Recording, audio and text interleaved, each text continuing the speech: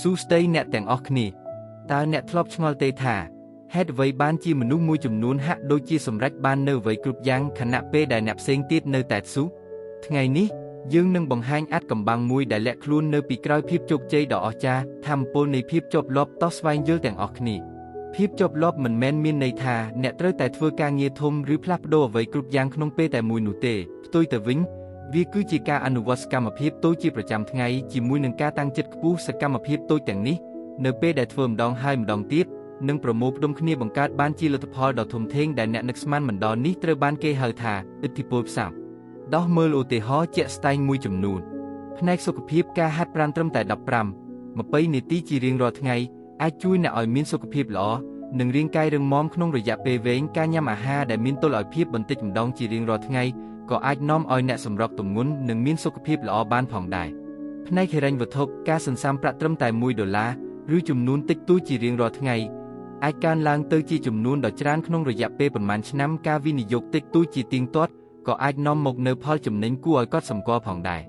ផ្នែកចំណេះដឹងការអានសៀវភៅត្រឹមតែ10-15នាទីជារៀងរាល់ថ្ងៃនឹងជួយពង្រីកចំណេះដឹងនិងជំនាញរបស់អ្នកយ៉ាងច្រើនក្នុងរយៈពេល1ឆ្នាំការរៀនភាសាមួយម៉ាត់ឬឃ្លាថ្មីជារៀងរាល់ថ្ងៃក៏នឹងជួយអ្នកឲ្យចេះភាសានោះបានយ៉ាងស្ទាត់ជំនាញផ្នែកជំនាញការហាត់លេងឧបករណ៍ភ្លេងការគូររូបឬការសរសេរត្រឹមតែ15-30នាទីជារៀងរាល់ថ្ងៃនឹងជួយអ្នកឲ្យអភិវឌ្ឍជំនាញទាំងនោះបានយ៉ាងល្អដូច្នេះតើអ្នកអាចចាក់សាងភាពជាប់លាប់ក្នុងជីវិតរបស់អ្នកដោយរបៀបណាចាប់ផ្ដើមពីតូចកុំព្យាយាមផ្លាស់ប្ដូរអ្វីគ្រប់យ៉ាងក្នុងពេលតែមួយចាប់ផ្ដើមដោយសកម្មភាពតូចដែលអាចគ្រប់គ្រងបាននិងងាយស្រួលអនុវត្តជារៀងរាល់ថ្ងៃកំណត់គោលដៅច្បាស់លាស់នៅពេលដែលអ្នកដឹងច្បាស់ថាអ្នកចង់សម្រេចអ្វីភាពជាប់លាប់នឹងក្លាយជារឿងងាយស្រួលជាងមុនបង្កើតទម្លាប់ព្យាយាមបញ្ចូលសកម្មភាពដែលអ្នកចង់ធ្វើឲ្យទៅជាផ្នែកមួយនៃទម្លាប់ប្រចាំថ្ងៃរបស់អ្នកនៅពេលដែលវាក្លាយជាទម្លាប់អ្នកនឹងធ្វើវាដោយស្វ័យប្រវត្តិតាមដានវឌ្ឍនភាពរបស់អ្នកកត់ត្រាសកម្មភាពដែលអ្នកបានធ្វើជារៀងរាល់ថ្ងៃដើម្បីតាមដានការរីកចម្រើនរបស់អ្នកនិងរក្សាការលើកទឹកចិត្តអត់ធ្មត់នឹងផ្ដល់រង្វាន់ដល់ខ្លួនឯងភាពជាប់លាប់ត្រូវការពេលវេលាដើម្បីបង្កើតលទ្ធផលចូលអត់ធ្មត់និងកុំបោះបង់នៅពេលដែលអ្នកមិនឃើញលទ្ធផលភ្លាមផ្ដល់រង្វាន់ដល់ខ្លួនឯងនៅពេលអ្នកឈានដល់ចំណុចសំខាន់ចូលចងចាំថាភាពជោគជ័យមិនមែនកើតឡើងដោយចៃដន្យនោះទេវាគឺជាលទ្ធផលនៃសកម្មភាពតូចដែលបានធ្វើជាប្រចាំថ្ងៃជាមួយនឹងការតាំងចិត្តនិងការតស៊ូ